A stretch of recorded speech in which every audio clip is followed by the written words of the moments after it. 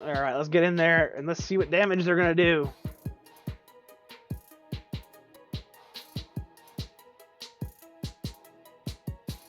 Alright, guys. We will be posting some of these lists out there for everybody to see at some point, so...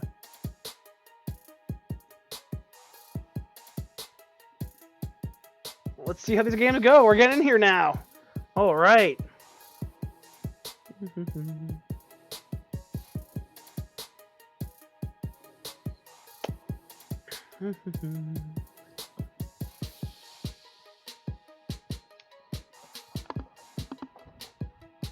Alright, so it looks like Salugi is on top of the Odin. And he's going in and he's actually not making the attack here. He doesn't want his opponent to be able to, for instance, heal Sobek. Oh man, he played Sobek up front, which walks right into this. Salugi coming in. It's going to be one dead crocodile. So if anybody's looking for crocodile jerky, Salugi's got you some.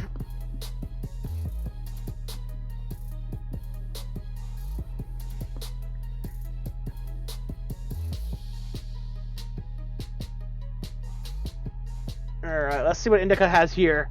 He's gonna play the Hydra, the Poisonous Hydra. Poisonous Hydra is great, guys. It's such a powerful card in this game. It comes down on turn 4, or 3 if you have the coin, and it gives your opponent a poison. And what that does is a 2-mana card in your hand that does 4 damage to you every turn it's left in your hand at the end of your turn. Now the important part about this is that if you don't get rid of it, most time it'll kill you. And if you do get rid of it, you fall behind on the board because you had to invest the 2 mana. So the earlier Hydra comes down, the worse it is for you, because that 2 mana investment can really put you far behind, because it means your creatures are going to be smaller than theirs. So it's basically you lose to the Poison or you lose to the Hydra, which makes Poisonous Hydra such a good card here.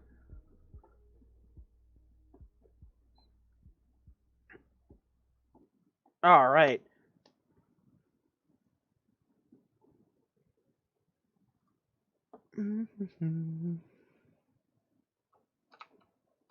This is a Chuki beat production.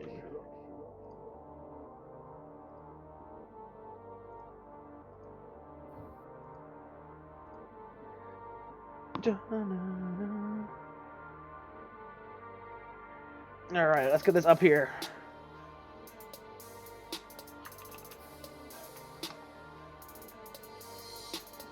And let's see how we're going to do here.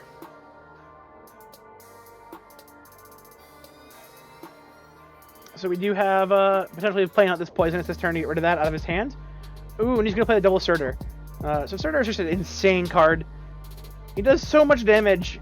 The fact that he's able to have haste on top of it all, and that he's a 1/4 is really difficult to deal with, means that he can put your opponent into a really bad position. He makes your smaller units trade into their bigger units very easily, and the fact is he's really hard to remove.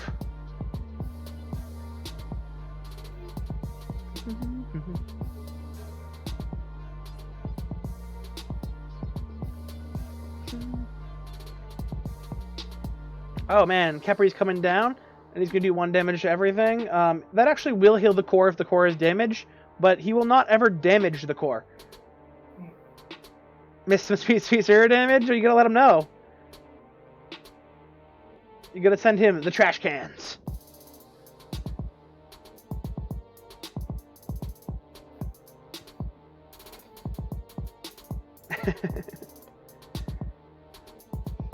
So he basically played Kepri there to get rid of one of the Surturs, because of how powerful of a card that it can be and how much of a problem it can be. It looks like Salugi did pick up a Freya, and now Freya is a very powerful card in this game. You play her, she does 2 damage to up to 3 units, and then she banishes them, which means that they're out of the way. Now, you can't end your unit's turn on the same spot as a banished unit, but you can walk through banished units as if they're your own. Which makes it so that when you're trying to get damage and they're like blocking you by having 3 units in the main lanes, so if they were to have, for instance, 3 units running down, like for instance in front of the stone, like say where the Surtur is and they have another unit above it and below it, if you were to Freya all those, you could then run a unit through them and to get to the stone, which is important use for banish sometimes. That being said, for her a lot of times it's just about gain at tempo. You remove 3 units from your opponent so they can no longer trade with you.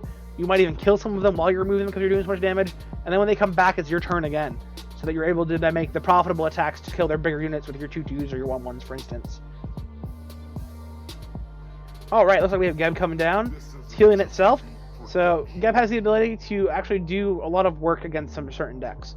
The fact that he is able to remove debuffs on units means that when you play him, you can remove stuns on things. So if your opponent Calamity is your guy, you play Geb, you unstun it, it gets bigger health, and then goes into trades when your opponent didn't really want it to.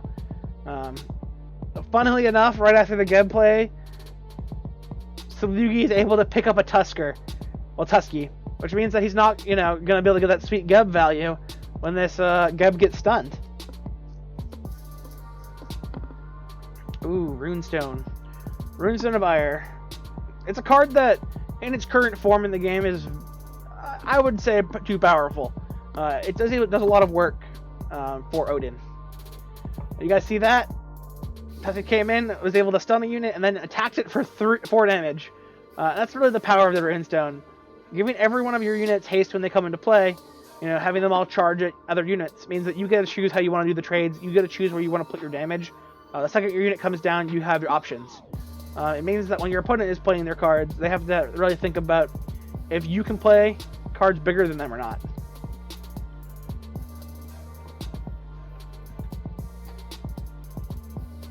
Alright, Venator in hand. It's a pretty good one.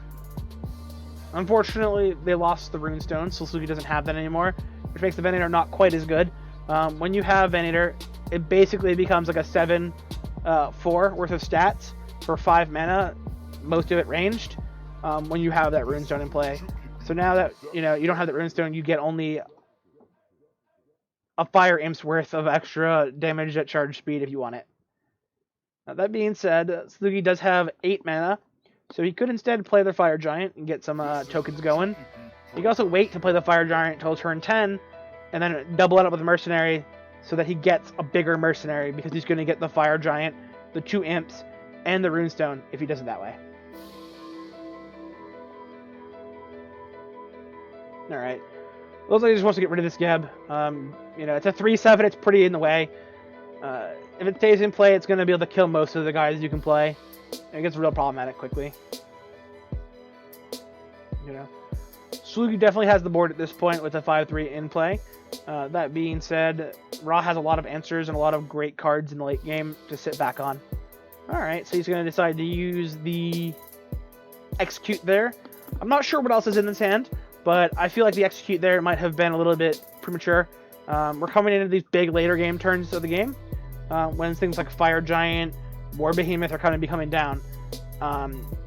Letting your opponent draw off of those cards is too good, or letting your opponent keep a Fire Giant around is a lot of damage and a lot of health. That's much better just to execute and get rid of. That being said, if he has another Execute in hand, that plays fine. Right? If he has another way to deal with these cards, that plays pretty good. So we'll see. Alright, yeah, and he has the second Execute, right? Which makes the first one a lot better. And now he has a card draw engine in his deck. Using Sacred Warrior to then heal his core to draw a card. Because every Sacred Warrior draws you a card every time you heal something. That being said, his core is at 24 health, so he's only able to get 1 heal off of this. Unless the Odin keeps attacking the core, or keeps attacking his units in play that don't die. At this point in the game, though, it's pretty unlikely that's going to happen. Until you're able to get an overwhelming damage and either kill the Sacred Warrior or kill your opponent.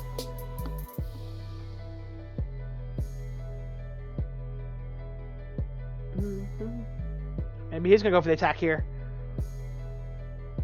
Alright, he's going for the attack. Do you think he's going to be able to have enough damage in a couple turns to either win the game? Or he's going to get so far ahead on board, he's going to think that it's not going to matter what his opponent draws off of this. Keep in mind, it does cost his opponent 2 mana to draw. That being said, he will be able to draw 2 cards his next turn.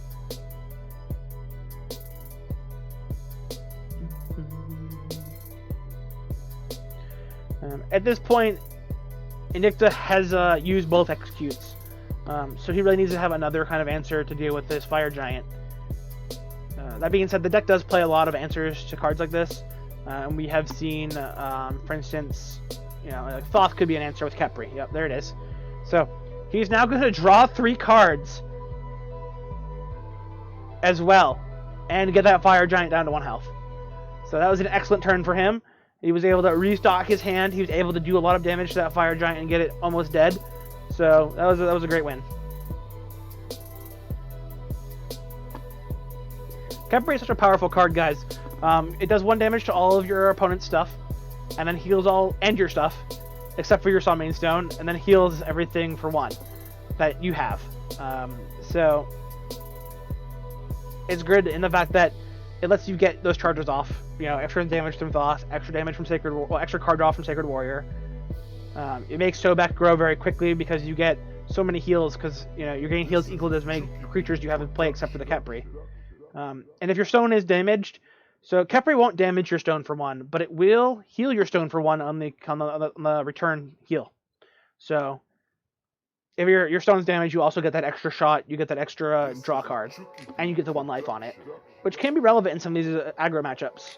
You know, it's definitely saved me from time to time where I would have, you know, been exactly dead, and now I'm at 1 life. My opponent chooses not to make the attack because they're going to lose, you know, after that point if they do.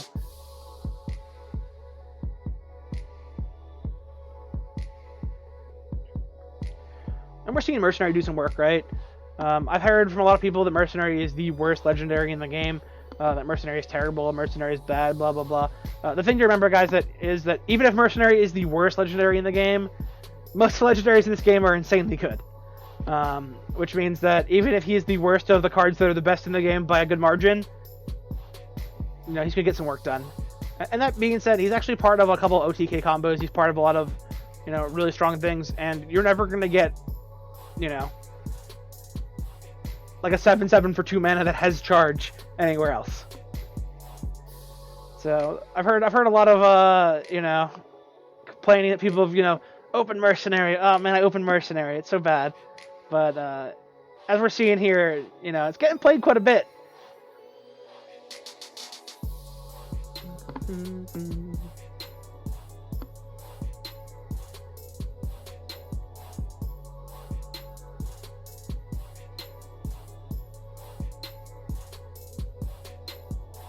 You know, we've already seen Hindu playing it with all the pillars. You build the pillars on your own lines, and then you just, you know, pay 2 mana and get like a 5/5 Mercenary. Alright, so we've played Scotty and Kelder, the #1 Slayer of Gods. So let's see if he can kill Ra.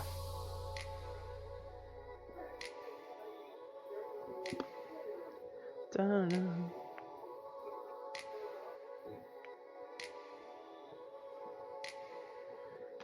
Alright. Well, Salugi has actually indicated that his win condition might be going for his opponent's deck. His opponent only has 4 cards left in his deck. So, if he's able to withstand this onslaught from Ra, Ra will start decaying faster than him and losing life. But unfortunately, at this point on the board, it's looking really rough. Salugi's kind of back against the wall here. His opponent has a lot of very strong units in play. Whether or not he'll make it those 4 turns to start, you know, gain the damage in from your opponent not having any cards in play, is something to be even asked, because we're not really sure.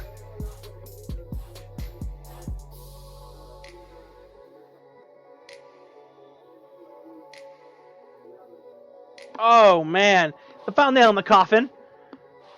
Annihilation. It does 4 damage to everything, including your opponent's Summoning Stone.